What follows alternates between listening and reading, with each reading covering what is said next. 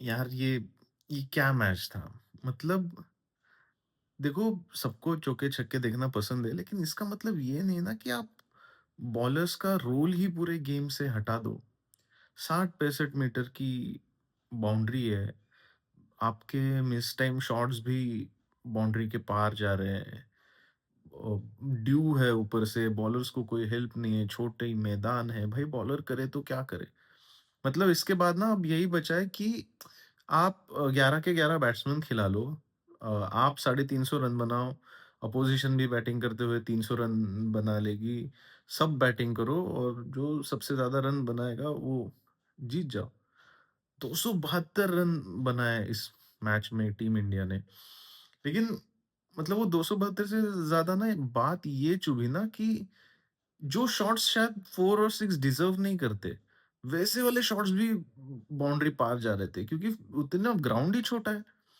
और ऐसा भी नहीं इंडिया को बहुत तगड़ा स्टार्ट मिल गया शुरू में ही, ऐसा भी कुछ नहीं हुआ था। पहले 6 ओवर में इंडिया ने कुछ 54 रन्स बनाए थे। सो नॉट अ ग्रेट सा और 2 विकेट भी खो दिए थे। 8 ओवर में इंडिया ने 69 रन्स बना लिए थे। उसके बावजूद इंडिया ने 272 रन बनाए। अगले 12 ओवर में 202 रन मारे हमने, 271 रन बनाए, 202 रन मारे हमने 12 ओवर में, कैन यू इमेजिन? तो यार ये मैच ना मतलब ये वो बुक क्रिकेट वाला खेल हो गया यार कि जो चौका-छक्का 0 फिर चौका-छक्का, चौका-छक्का 0 वो चल रहा था ये मैच में।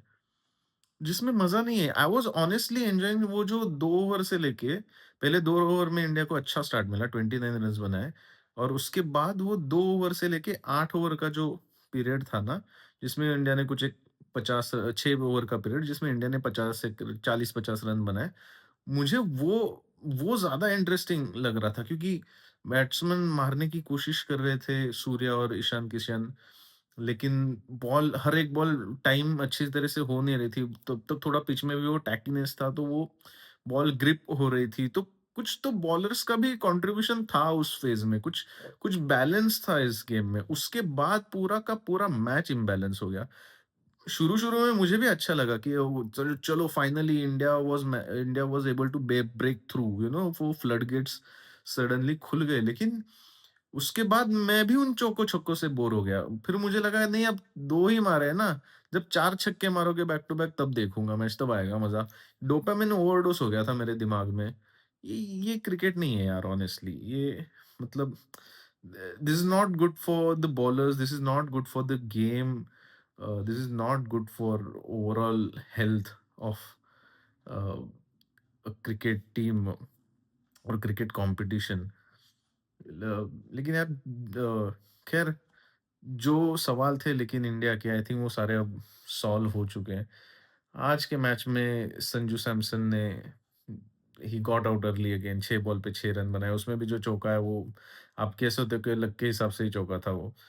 तो ये मैच में जितने भी इंडिकेशन जो सूर्या ने प्री मैच कॉन्फ्रेंस टॉस के बाद जो कहा, जिस तरीके से संजू ने बैटिंग की और उसके बाद अब ये बात तो क्लियर हो गई है कि संजू सैमसन आपकी स्टार्टिंग 11 का हिस्सा नहीं है वर्ल्ड कप में आते-आते और डिज़र्विंगली मतलब ये मौका संजू सैमसन ने अपने हाथों से गँवाया है, ठीक है? अब इसको कोई किसी के ऊपर इस चीज़ का ब्लेम नहीं डाला जा सकता है। उसके पास अपने हाथ में मौका था, 6 मैच आपको मिले लगातार, आपने एक भी मौका भुनाया नहीं है। तो इसका और जितना उसने अपने हाथों से वो ये मौके गँवाए, ईशान किशन ने उसके अपोज़िट, एग्ज़ैक्टली अपोज़िट मतलब वो सारे के सारे मौके ईशान किशन ने ग्रैब किए हैं। मतलब मुझे तो एट दिस पॉइंट ऐसे लग रहा है कि हमें शायद संजू सैमसन के फेलियर की बात नहीं करनी चाहिए क्योंकि ईशान किशन ने ना, ये जो अपॉर्च्युनिटी है ना, ये मतलब खींच के निकाली है। अपनी तरफ खींच ले आया है वो बंदा अपॉर्च्युनिटी। आप सोचो 2 साल पहले ईशान किशन हर एक टीम का हिस्सा था। ओडीआई में उसने डबल सेंचुरी लगाई, उसके बाद वो ओडीआई से बाहर ही हो गया। उसको ओडीआई खेलने का ही मौका नहीं मिला उसके बाद। He came back from a tour in the middle of a tour जो बीसीसीआई और टीम मैनेजमेंट को सही नहीं लगा, उसके चलते उसका कॉन्ट्रैक्ट तक कैंसल करवा दिया यार। और 2 साल ईशान किशन फिर डोमेस्टिक सर्किट में घिस रहा था।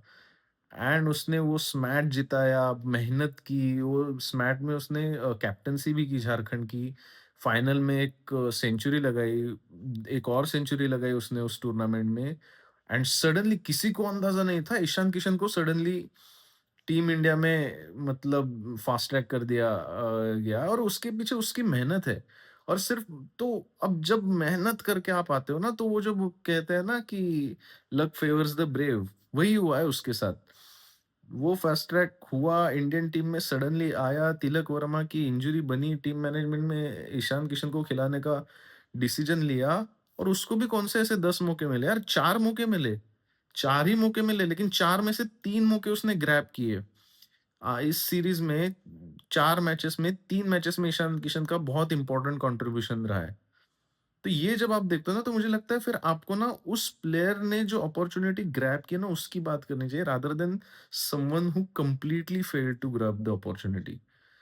तो ये मुझे लगता है कि प्लेइंग 11 में खेलना जितना संजू सैमसन डिज़र्व नहीं करता, उससे कई ज़्यादा ईशान किशन इस प्लेइंग 11 में वर्ल्ड कप की अब खेलना डिज़र्व करता है, ये हमें बात माननी पड़ेगी।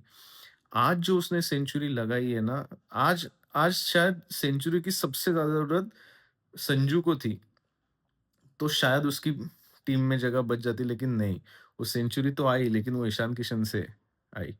और ऐसा भी नहीं ईशान किशन ने वो पिछले 2 मैचेस में देखा ना हमने तोड़-फोड़ बल्लेबाज़ी करते हुए, वैसा नहीं। At one point Ishan Kishan ने 16 बॉल में सिर्फ 18 रन्स बनाए थे। हाफ सेंचुरी उसने 28 बॉल में कंप्लीट किया और 42 बॉल में उसका सेंचुरी भी हो गई थी, ठीक है? तो मतलब उसके बाद जो बैटिंग हुई ना दैट वाज़ अनरियल और इसके लिए सिर्फ एक बंदा ज़िम्मेदार है मैं मानता हूँ, ठीक है?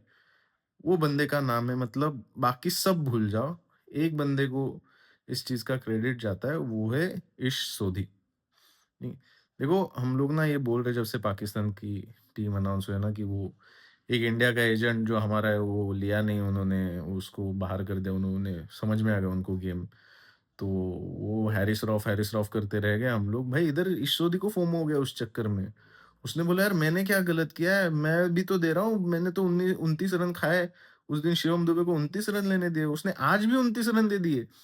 वो बोला यार अभी भी यकीन नहीं हो रहा तो ये लो, मेरे को भी एजेंट बनाओ यार, मैं मतलब मेरा कंट्रीब्यूशन कुछ कम है क्या? मुझे तो मतलब जो वो ओवर चल रहा था ना जब ईशान किशन ने उसको ठोका, तो मेरे को समझ में नहीं आया कि ईशान किशन को क्रेडिट दूँ या ईश सोधी को क्रेडिट दूँ? क्योंकि ईशान किशन ने 29 रन मारे, लेकिन शिवम दुबे ने भी पिछले मैच में 29 रन मारे थे। कंसिस्टेंट तो ईश सोधी है दोनों से ज़्यादा, जो रन खा रहा है बार-बार। तो पता नहीं वो मतलब मेरे को लगता है वो 2 एजेंट है उस टीम में। एक ईश सोधी है और दूसरे की आते हुए बात करेंगे आगे। क्योंकि जब बैटिंग को न्यूज़ीलैंड आई ना, तो आई थिंक इस बारी न्यूज़ीलैंड ने मैं नहीं बोलूँगा कि उनकी बेस्ट 11 उतारी थी, जैसे इंडिया ने आज अपनी बेस्ट 11 उतारी थी। बट मुझे लगता है न्यूज़ीलैंड ने अपनी बेस्ट 11 उतारी थी बट स्टिल मच बेटर 11 थी उनकी, प्रीवियस मैचेस से अगर आप कंपेयर करो तो क्योंकि फिन एलन वाज़ बैक और उसने दिखा दिया कि उससे पहले क्यों उसकी इतनी ज़्यादा बात हो रही थी कि फिन एलन और मैंने बोला मैच में चौको-छक्कों का तो कोई मतलब ही नहीं रहा था। बॉल लग के बस जा रहा था बाउंड्री के पार। मिस टाइम भी हो रहा था, एज भी लग रहा था, तो इमीडिएटली बाउंड्री के पार ही पहुँचा था। न्यूज़ीलैंड जब बैटिंग कर रही थी तो कोई चीयर भी नहीं कर रहा था क्योंकि ऑब्वियसली न्यूज़ीलैंड के 4s एंड 6 कौन चीयर करेगा। लेकिन वो बंदा मारता चला गया, अकेला क्योंकि लेकिन अपना उस टाइम पे दूसरा एजेंट काम में आ गया, सचिन रविंद्र। रचिन मतलब ठीक है, थोड़ी बहुत सचिन रविंद्र ने कोशिश की है, लेकिन एंटायर सीरीज़ आप देखो ना, ऐसे लग रहा है सचिन रविंद्र तो मतलब उसको बताया नहीं किसी ने टी-20 चल रहा है। जहाँ पे 250 के स्ट्राइक रेट से बैटिंग करना आपके लिए ज़रूरी है, वहाँ पे सचिन रविंद्र 160-170 के आसपास का मामला चल रहा था उसका। तो मतलब उसको भी लगा यार मैं तो हूँ तो इंडियन ही, मैं भी डबल एजेंट बन सकता हूँ। तो he was on the other side. लेकिन फिर भी मतलब एक फिन एलन ने अकेले ने एक हाथ से मैच को पकड़ के रखा था। 8 ओवर में न्यूज़ीलैंड ने 105 रन बना लिए थे उसके चलते। तो लग रहा था कि शायद और एक ही विकेट गया था। तो लग रहा था कि शायद मैच बन जाए। लेकिन जब आप 270 चेज़ कर रहे हो ना तो आपको आपको 1 या 2 ओवर चाहिए जो अच्छे हों, जिनमें विकेट जाए और कम रन जाए। वो था 11वाँ और 12वाँ और आज हमारे बापू वापस आ गए थे। तो जब सब बॉलर मार खा रहे थे इंक्लूडिंग बुमराह। बुमराह ने आज के मैच में 50 से ऊपर रन खाएँ। तो जब सब मार खा रहे थे ना, बापू आ गए, बापू ने बोला मैं सँभाल लेता हूँ।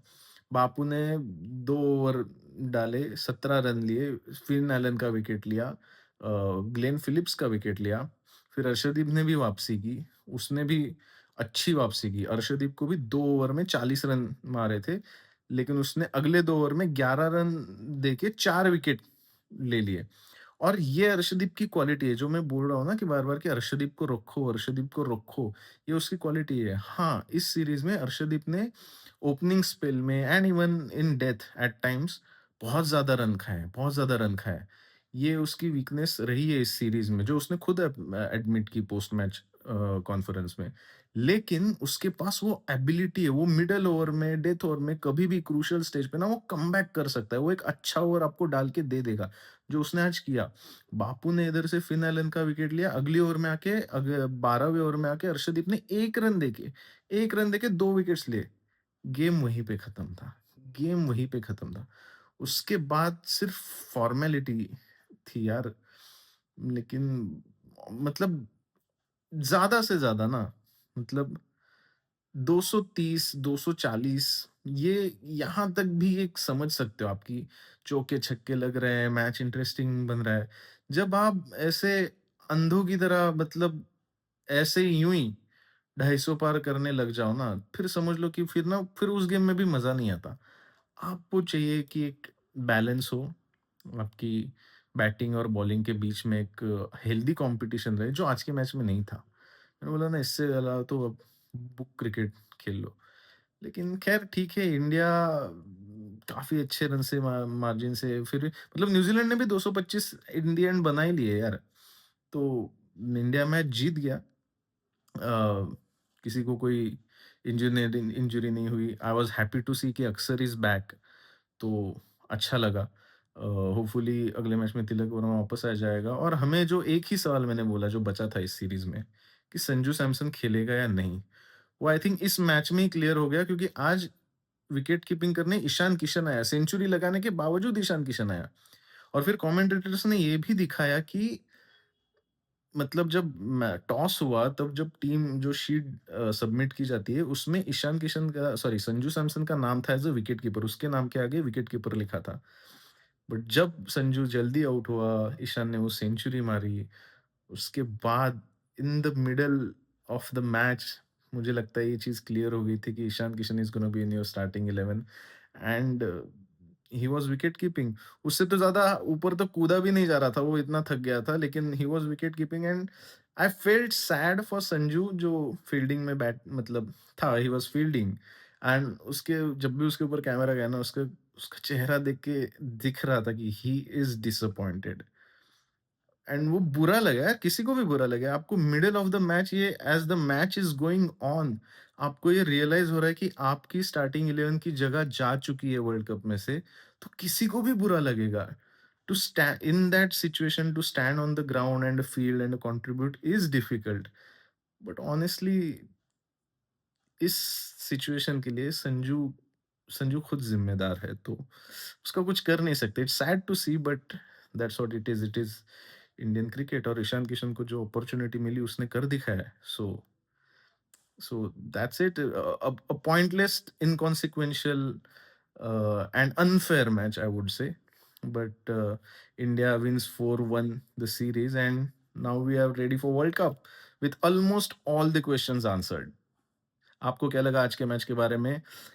कमेंट में ज़रूर बताना।